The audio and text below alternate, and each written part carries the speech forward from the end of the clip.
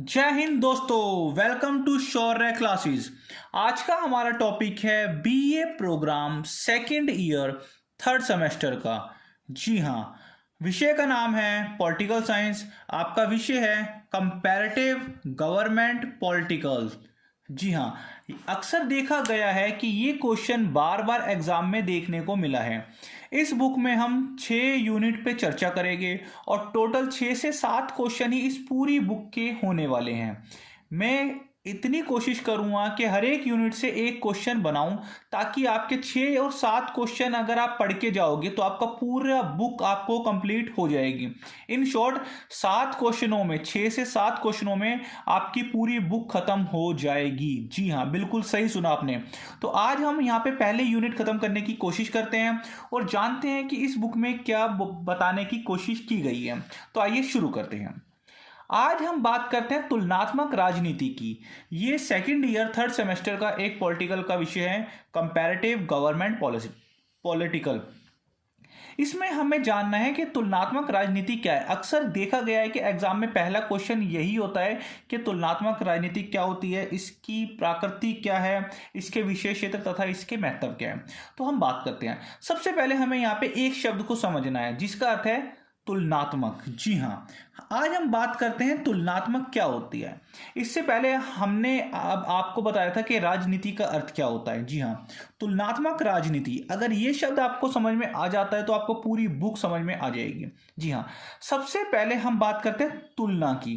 तुलना का अर्थ क्या होता है भाई? हम सभी जानते हैं कि तुलना का अर्थ होता है किसी चीज से कंपेयर करना। जैसे एक आदमी की तुलना दूसरे आदमी से करना, एक स्त्री की तुलना दूसरी स्त्री से करना, एक मुल्क की तुलना किसी दूसरे मुल्क से करना, एक खिलाड़ी की तुलना किसी दूसरे खिलाड़ी से करना। जी हाँ, अगर हम किसी चीज को कंपेयर करते हैं तो उसको तुलना के नाम से जाना जाता है। अगर हम राजनीतिक में किसी चीज को कंपेयर करते हैं, अर्थात एक देश की राजनीति को हम विश्व के दूसरे देश की राजनीति के साथ अगर कंपेयर करते हैं, उसकी तुलना करते हैं, तो वो तुलनात्मक राजनीति ही कहलाई जाती है। सबसे पहले अरस्तु ने ही तुलनात्मक राजनीति का शुरुआत करी। जी हाँ, हम कह सकते हैं कि अरस्तु ने अपने समय में जितने भी संविधान होते थे, अपने आसपास के मुल्कों के जितने भी संविधान थे, उनको पढ़ के अपने मुल्क के संविधान से उनकी तुलना करने की कोशिश करी। अर्थात हम कह सकते हैं कि सबसे पहले अरस्तु ने ही अपने आसपास के जितने भी मुल्क थे उनके संविधान के, उनके शासन से अपने शासन की तुलना करी थी। तो हम कह सकते हैं कि तुलनात्मक राजनीति के जो जन्मदाता है वो अरस्तु ही माने जा सकते हैं। अब हम बात करते हैं, हमें समझ में आ गया कि भाई तुलनात्मक का क्या अर्थ होता है। अगर हम राजनीति की बात करते हैं, मैंने आपको पहले भी बताया था कि राजनीति, इसके शब्द में ही इसी का आंसर है। जिस नीति के द्वारा राज्य पे शासन चलाया जाता है उसी को राजनीति कहा जाता है। अर्थात राज्य पे शासन करने की नीति ही राजनीति होती है। अब हम बात करते हैं तुलनात्मक राजनीतिक में होता क्या है। तुलनात्मक राजनीतिक में राजनीतिक की संपूर्ण इकाइयों की तुलना की जाती है। जी हाँ, अगर हम बात करते हैं भारत की अमेरिका के संविधान से, या भारतीय राजनीतिक की अमेरिका के संविधान या अमेरिका राजनीतिक से क्या तुलना की जाए, अर्थात जब एक मुल्क की तुलना दूसरे मुल्क के संविधान से, या जब एक मुल्क की राजनीति की दूसरे मुल्क की राजनीति से तुलना की जाती है, तो इसी को ही तुलनात्मक राजनीति के नाम से जाना जाता है। इसमें हम तुलनात्मक राजनीतिक में हम किन किन चीजों की तुलना करते हैं? हम तुलना करते हैं विचारधारा की, कि एक देश के राजनीति की दूसरे देश की राजनीति के जो विचारधारा है उनमें क्या क्या अंतर है, उनमें क्या क्या समानता है, उनमें क्या क्या असमानता है। जब भी हम तुलना करते हैं तो हमारे सामने दो शब्द आते हैं, एक तो या तो समानताएं होंगी उनमें, या तो असमानताएं होंगी। तो जब भी आप किसी भी चीज की तुलना करेंगे तो आप दो ही चीज पाएंगे, या तो उनमें समानता पाओगे या तो असमानता। हम तुलनात्मक राजनीतिक में विचारधाराओं की समानता और असमानताओं की तुलना करते हैं। इसी के साथ साथ व्यवहारों की तुलना की जाती है, मानव के व्यवहारों की तुलना की जाती है, सरकार के व्यवहारों की तुलना की जाती है, सरकार के स्वरूप की तुलना की जाती है, राजनीतिक के स्वरूप की तुलना की जाती है, यहाँ तक कि सरकार की संस्थाएं, सरकार के अंगों की भी तुलना की जाती हैं। जैसे जैसे हो गया कार्यपालिका, न्यायपालिका, विधानपालिका, और वहाँ के नागरिकों का व्यवहार क्या है भाई उस संविधान में। जैसे भारतीय संविधान में मौलिक अधिकार है, तो अमेरिका के संविधान में कौन कौन से मौलिक अधिकार हैं। भारत में समाजवादी विचारधारा है, मिश्रित अर्थव्यवस्था है। अमेरिका में पूंजीवादी विचारधारा है। भारतीय जो स्वरूप है वो एक लोकतांत्रिक स्वरूप है। यहाँ पे जनता द्वारा अपने प्रतिनिधियों को चुना जाता है। अमेरिका में एक दल के ही व्यक्तियों को ज़्यादातर चुने जाते हैं। यहाँ पे जो नीतियों का निर्माण होता है, अर्थात भारत में जो नीतियाँ होती है वो 5 year plan, 3 year plan, 1 year plan के द्वारा होती है। तो राजनीतिक में हम तुलना भी करते हैं कि किस प्रकार से एक राजनीतिक में नीतियों का निर्माण किया जाता है, सरकार किस प्रकार से नीतियों का निर्माण करती है, और सरकार के कार्यों की तो तुलना की जानी है कि भाई भारतीय सरकार या भारतीय राजनीति किस प्रकार से कार्य करती है। अगर हम बात करें कि तुलनात्मक राजनीतिक में हम पूरी की पूरी संपूर्ण राजनीतिक की तुलना करते हैं। जी हाँ, संपूर्ण राजनीतिक की, उनके विचार की, उनके व्यवहार के, उनके स्वरूप की, उनकी संस्थाओं की, उनकी नीतियों की, उनके कार्यों की। आप चाहो तो इनको भी एक्सप्लेन कर सकते हो। इतने सारे पॉइंट हैं कि आपका ये वाला आंसर 4 पेजों की जगह आप 6 से 8 पेज भी भर सकते हो। विचारधारा में आ जाएगा कि भाई कौन सी विचारधारा है, जैसे पूंजीवाद है, मार्क्सवाद है, उदारवाद है। व्यवहार में आ जाएगा मौलिक अधिकार, एक देश के संविधान के द्वारा दिए गए मौलिक अधिकार दूसरे देश के संविधान के द्वारा दिए गए मौलिक अधिकारों में क्या समानता है, क्या असमानता है, स्वरूप कैसा है, संस्थाएं कौन कौन सी होती है, नीतियां कौन कौन सी होती है, कार्य किस प्रकार से करते हैं। जैसे किसी मुल्क में प्रधानमंत्री मुख्य होता है, तो किसी मुल्क में राष्ट्रपति होता है, तो किसी मुल्क में राजा होता है, इस प्रकार से। इसी के साथ साथ अब हम बात करते हैं तुलनात्मक राजनीति की प्रकृति। जी हाँ, आपका क्वेश्चन आएगा कि तुलनात्मक राजनीति क्या है, इसकी प्रकृति, इसके विशेष क्षेत्र क्या होते हैं।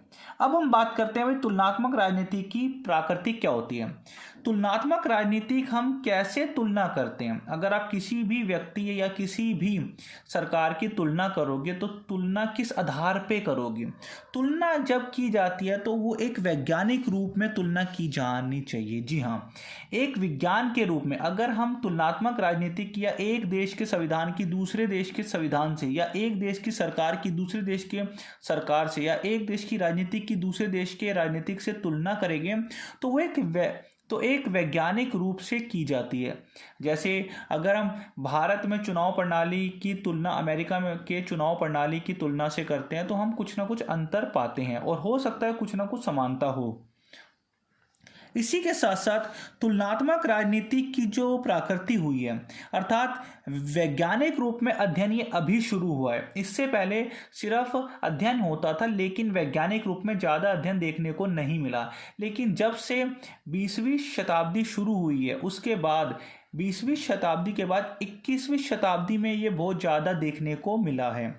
इसी के साथ साथ समय के साथ इसका क्षेत्र व्यापक हुआ है। जैसे समय के साथ साथ एक राजनीतिक का क्षेत्र में वृद्धि हुई है, उसी प्रकार से समय के साथ साथ तुलनात्मक क्षेत्रों में भी वृद्धि हुई है। जैसे पुराने टाइम में सिर्फ राजा का काम होता था राजपाट संभालना, जनता की सुरक्षा करना, परंतु आज के टाइम में एक राजनीतिक का काम सिर्फ सत्ता संभालना या फिर प्रशासन करना नहीं है, लोकहित कार्य भी करना है, जन कल्याण कार्य भी करना है, समाज के हर एक वर्ग को एक साथ लेके भी चलना है ना। तो इसी के साथ साथ हम बात करते हैं यहाँ पे विशेष बल तुलनाओं पे। हम यहाँ पे तुलनात्मक राजनीति की प्राकृतिक में अक्सर हम बात करते हैं कि एक देश की राजनीतिक में किस चीज़ पे ज़्यादा बल लगाया हुआ है, अर्थात जैसे एक देश की सरकार का अंग क्या है और दूसरे देश की सरकार की अगर हम तुलना करते हैं तो उसके अंग में क्या क्या मुख्य होता है। किसी मुल्क में कार्यपालिका इंपॉर्टेंट होती है, तो किसी मुल्क में विधानपालिका, किसी मुल्क में कार्यपालिका विधानपालिका दोनों एक दूसरे पे ही डिपेंड होती है, तो किसी मुल्क में अलग अलग होती है। तो यहाँ पे हम बात करते हैं कि तुलनात्मक राजनीति की प्राकृतिक में विशेष बल पर तुलना की जाती है। जैसे कार्यपालिका के ऊपर तुलना की जाती है। एक देश की कार्यपालिका जिस हिसाब से कार्य करती है दूसरे देश की राजनीतिक में कार्यपालिका किस प्रकार से कार्य करती है इसकी तुलना की जाती है।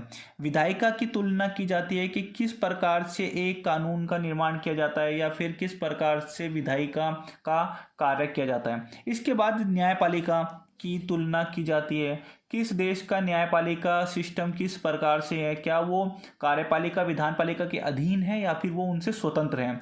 इसके साथ साथ प्रशासन किस प्रकार से चलाया जाता है, स्थानीय स्तर पे और राज्य स्तर पे तथा संघीय स्तर पे किस प्रकार से प्रशासन को चलाया जाता है। अगर आपको वीडियो पसंद आए तो प्लीज़ लाइक ज़रूर कीजिए। आप लाइक नहीं करते हो, आप कमेंट तो चलो लाइक करो मत करो यार, पर कमेंट ज़रूर कर दिया करो। आपके कमेंट हमारे लिए मोटिवेशन का कार्य करते हैं।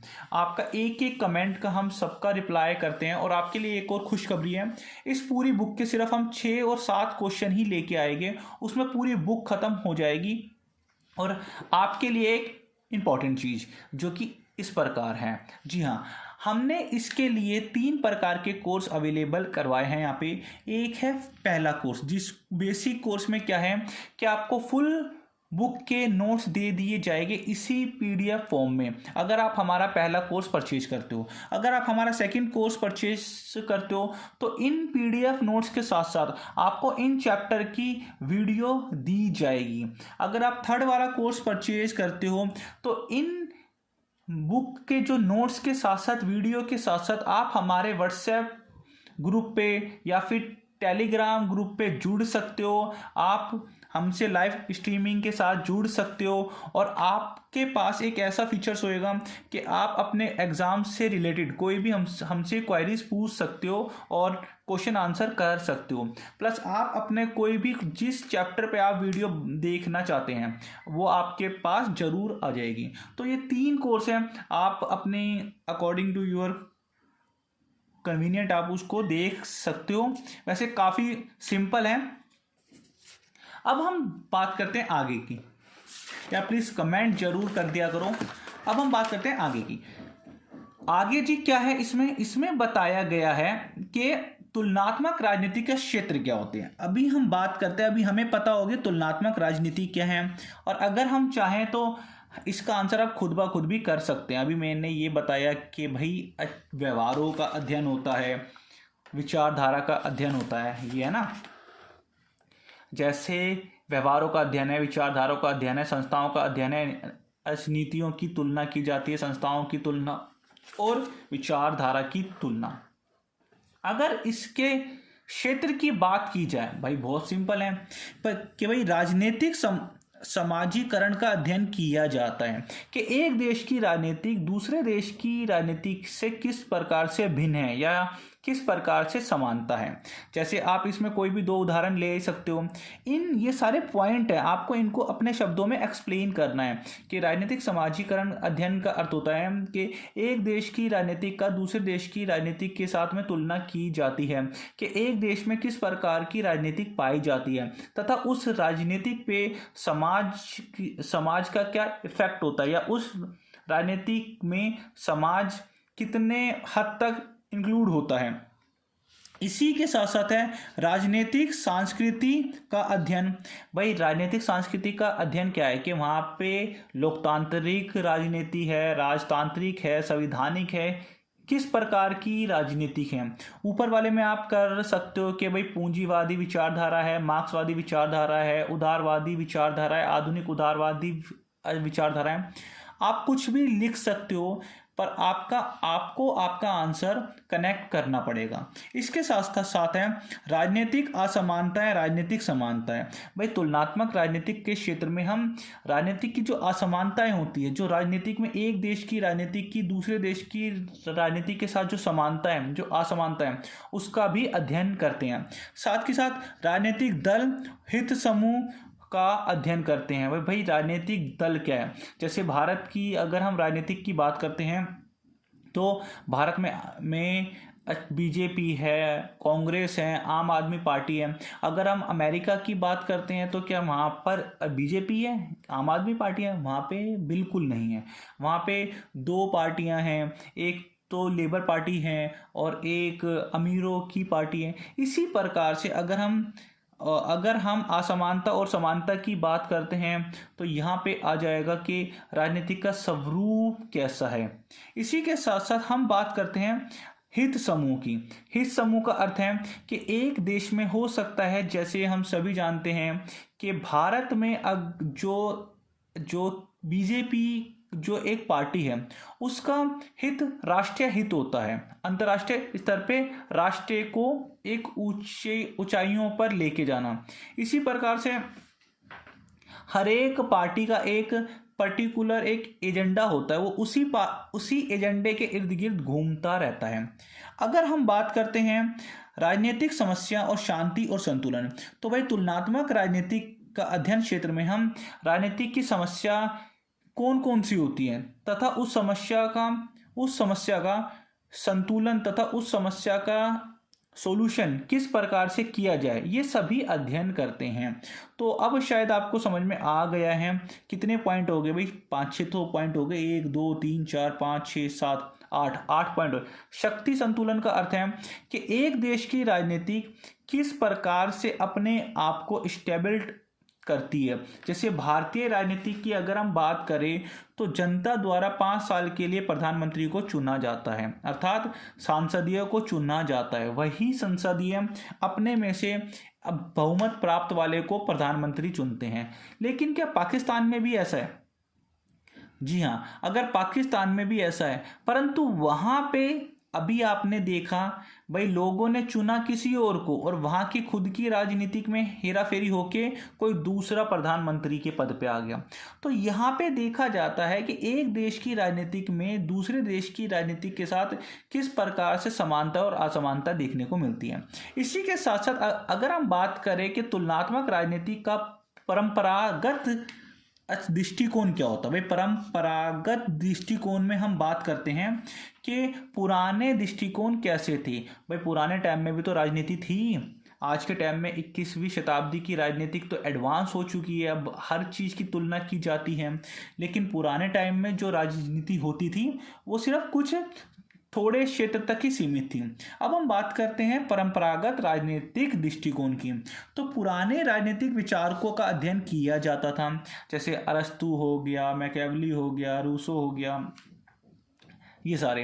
इसी के साथ साथ यहाँ पे पुराने राजनीतिक विचारों की तुलनात्मक, अर्थात एक देश में जो राजनीतिक चिंतन है उसने अपने मुल्क के लिए जो किताबें लिखी हैं और दूसरे देश का जो राजनीतिक चिंतन है उसने अपने मुल्क के लिए जो किताबें लिखी हैं या उसने लोगों के लिए, नागरिकों के लिए जो किताबें लिखी हैं उनमें तुलना की जाती है कि भाई, तो यही तुलनात्मक राजनीति का परंपरागत दृष्टिकोण के अंदर आता है। इसके साथ साथ पुराने राजनीति को अगर हम परंपरागत के रूप में अध्ययन करते हैं तो इसी को ही तुलनात्मक नीति का परंपरागत दृष्टिकोण के नाम से जाना जाता है। उस टाइम पे जो तुलना की जाती थी वो बहुत ही कम रूप में तुलना देखने को मिलती थी, क्योंकि इतना ज़्यादा एडवांस चीज़ें नहीं थी वहाँ पे। ना ही सबको अधिकार होते थे। समाज में जो बड़े इंसान होते थे या सिर्फ कुछ मुट्ठी भर लोगों के पास ही अधिकार होते थे, लोगों के पास ही प्रॉपर्टी होती थी और कुछ गिने चुने लोगों को ही समाज में बहुत सारी चीज़ों के अधिकार थे। तो जो तुलना का स्वरूप था पुराने टाइम में, जैसे भारत में राजाओं का शासन था, जब भारत में मुगलों का शासन था, तो क्या इंग्लैंड में भी ऐसा कोई था? पूरे इंग्लैंड में एक ही शासक था, है ना, राजा का शासक। परंतु भारत में छोटे छोटे राजाएं थे, उनके अधीन सामंत थे, उनके अधीन कुछ और थे, उनके अधीन कुछ और थे। तो उस टाइम की राजनीतिक तुलना किस प्रकार से, उसका अध्ययन हम तुलनात्मक राजनीति की परंपरागत दृष्टिकोण में करते हैं।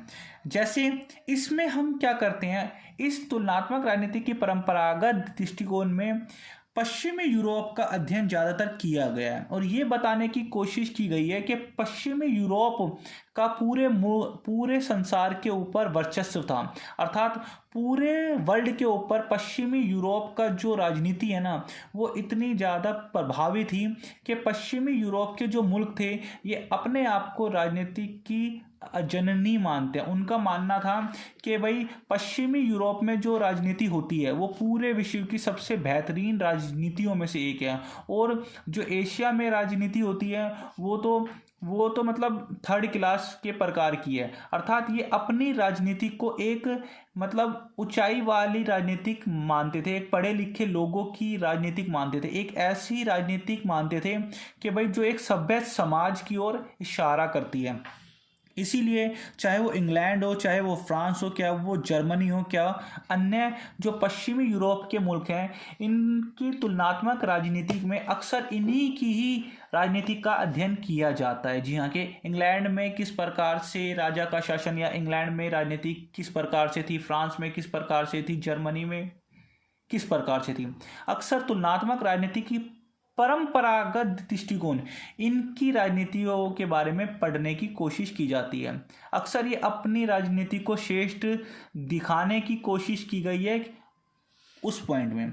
इसके बाद है आधुनिक दृष्टिकोण। अब भाई ठीक है, अगर हम आधुनिक दृष्टिकोण की बात करते हैं तो लॉर्ड बाइस और फेडरिक, ये दो ऐसे राजनीतिक चिंतन हैं जिन्होंने आधुनिक राजनीति को काफ़ी बढ़ावा दिया है, आधुनिक तुलनात्मक राजनीति को काफ़ी बढ़ावा दिया है। इनका मानना है कि नए तरीकों के द्वारा तुलना की जानी चाहिए। पहले सिर्फ राजा के ऊपर ही तुलना की जाती थी, अब क्या है, अब संविधान के अध्ययन की अपेक्षा राजनीतिक व्यवस्थाओं के अध्ययन को महत्व दिया गया है। पहले जो राजनीतिक और सरकार के बीच में तुलना की जाती थी ना, वो संविधान को लेके की जाती थी, परंतु आज जो 21वीं शताब्दी में जो एक राजनीतिक की दूसरी राजनीतिक से तुलना की जाती है ना, वो राजनीतिक व्यवस्थाओं के ऊपर तुलना की जाती है। जैसे पूंजीवादी व्यवस्था है, मार्क्सवादी व्यवस्था है, उदारवादी व्यवस्था है, लोकतंत्र शासन है, प्रजातंत्रीय शासन है, गणराज्य शासन है, किस प्रकार का है। संविधान मैटर नहीं करता, मैटर करता है कि वहाँ पे राजनीतिक व्यवस्था किस प्रकार की है, क्योंकि आज के टाइम में तो हर एक मुल्क पे अपना संविधान है, ऑलमोस्ट सभी के पास है ना। तो मैटर ये करता है कि वहाँ पे राजनीतिक व्यवस्था किस प्रकार से चलाई जा रही है। आज के टाइम में जो आधुनिक तुलनात्मक दृष्टिकोण है, उसमें राजनीतिक व्यवस्था को ज़्यादा महत्व प्रदान किया गया। इसके साथ ही साथ आधुनिक दृष्टिकोण में ये पता लगाने की कोशिश की गई है कि आज के समय की जो राजनीति है, उस राजनीति में समस्या जो उत्पन्न होती है, उन समस्याओं को खोजना, उन समस्याओं को खोजने के साथ साथ उन समस्याओं के समाधानों को भी खोजना। जैसे हमें पता है कि भाई समय के साथ साथ लोगों की आवश्यकताएं, लोगों की ज़रूरतें बदलती रहती हैं, इसीलिए भाई लोगों की ज़रूरतों के साथ साथ राष्ट्र का हित भी बदलता है, राष्ट्र की ज़रूरतें भी बदलती हैं, और राष्ट्र का कानून भी बदलता है। तो उस कानून में किस प्रकार से संशोधन किया जाना है, किस प्रकार से अधिकारों को और परिवर्तित करना है। इसी के साथ साथ आधुनिक दृष्टिकोण में क्या है कि समस्या को ढूंढने की कोशिश की जाती है, परंतु पुराने टाइम के संविधान में या पुराने टाइम की सरकारों में, मतलब जो शासन होता था, उसमें ऐसा नहीं देखने को मिलता था। अब आपका ये आंसर फिनिश हुआ, आपसे क्वेश्चन पुट किया जाएगा, भाई तुलनात्मक राजनीति क्या होती है, इसके विशेष क्षेत्र क्या है, या फिर तुलनात्मक राजनीति क्या है, इसके विशेष क्षेत्र के साथ साथ इसके आधुनिक और इसके पारंपरिक दृष्टिकोण का वर्णन करो। आपका ये पूरी एक यूनिट है। अगर आपको ये क्वेश्चन पसंद आया, एक्सप्लेनेशन पसंद आया, तो प्लीज़ इसको लाइक कीजिए, चैनल पे नए हैं तो सब्सक्राइब कीजिए।